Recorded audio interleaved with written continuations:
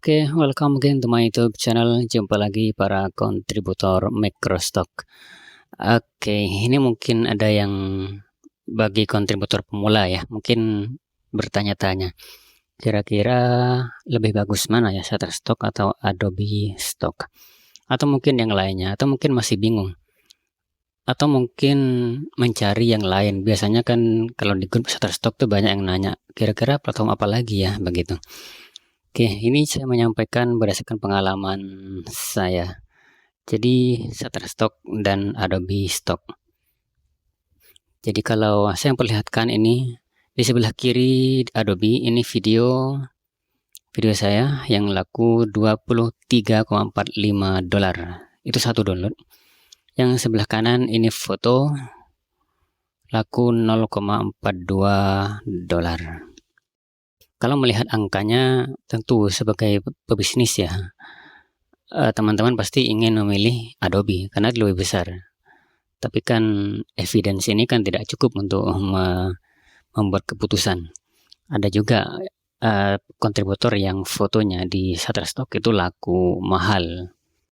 Saya sendiri hingga saat ini masih bermain di foto dan video.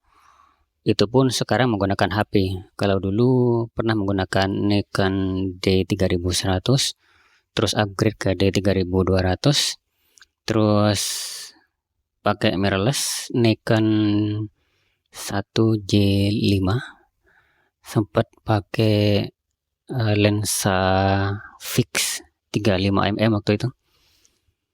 Ya lumayan, hampir semua approve gitu. Nah sekarang saya pakai HP saja, HP harga 1 jutaan saja, Infinix Hot 30i itu. Tapi ya lumayan, sudah balik modal nih harga HP-nya. Kan cuma 1 jutaan, dapatnya saya dari sini sudah lebih dari itu. Hingga saat ini memang penghasilan saya lebih banyak di Adobe dibandingkan dengan Shutterstock. Di Adobe ini ya contohnya ini ya, satu video laku $23. Jadi rata-rata video itu ada yang laku $8, ada yang laku $6, ada yang laku $4, ada yang laku $2 cuma, tapi 2 kali di download. Satunya tuh $3 kalau nggak salah.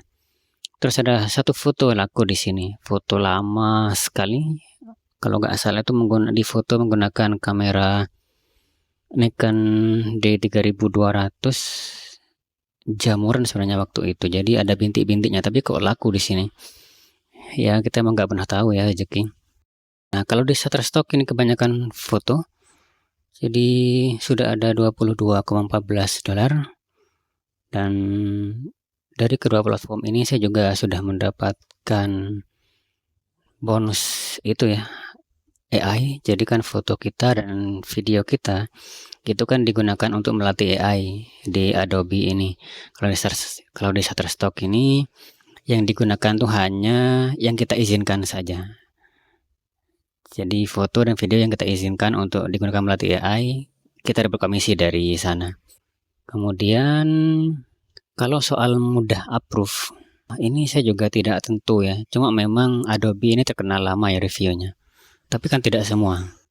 Kalau saya biasanya di kedua platform ini, yang penting terus submit saja.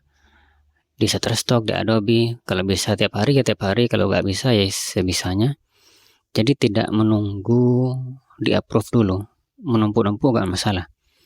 Sehingga dari foto dan video yang saya submit ke sini, itu ada yang cuma hitungan menit sudah approve, ada yang begitu, ada yang nginep semalam, ada yang cuma 2 hari, ada juga yang sampai 3 bulan, itu di Adobe kayak gitu. Di Shutterstock ini ya kadang ada yang sampai lebih seminggu. Ya kalau saya tidak nunggu, langsung aja submit begitu. Bahkan di Shutterstock ini saya sering kena limit, jadi karena kebanyakan submit dibatasin gitu. Ya tapi nggak masalah, dibatasin video, saya upload foto, dibatasin foto, upload ke video. Kalau ditanya lebih mudah mana antara Adobe dan Shutterstock, mungkin Shutterstock lebih mudah ya.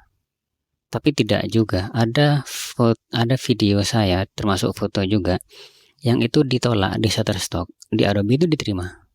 Cuma memang dulu awalnya itu saya upload di Adobe ini hanya foto yang sudah approve di Shutterstock. itu saya upload ke sini karena seringnya ditolak di Adobe itu. Ya, hingga saat ini sih pengalaman saya, mungkin saya akan mengatakan Adobe masih lebih sulit dibanding Shutterstock. Kalau Shutterstock masih lebih gampang. Bahkan dulu saya pernah foto mirip-mirip banget begitu, sebanyak ratusan foto, itu hampir semuanya di-approve di Shutterstock ini.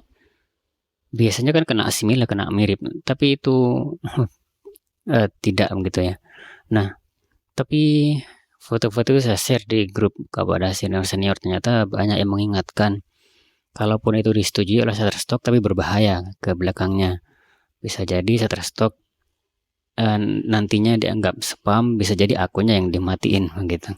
Akhirnya saya hapusin semua dan sisakan paling yang mirip tuh saya sisakan 3 begitu. Nah, sedangkan di Adobe saya tidak berani sekarang upload seperti itu. Jadi sedikit-sedikit saja. Nah, kalau di Shutterstock itu ada resikonya sekarang. Kalau kita upload mirip, kadang yang satunya itu masuk data licensing, satunya itu sudah dianggap mirip begitu. Nah, mending saya jeda, upload saja satu dulu atau 2, sudah setelah di approve baru nanti submit lagi, kayak gitu. Jadi kalau saya milih yang mana, Adobe atau Shutterstock? Untuk video saya milih Adobe. Shutterstock, tapi sebenarnya saya upload semuanya sih.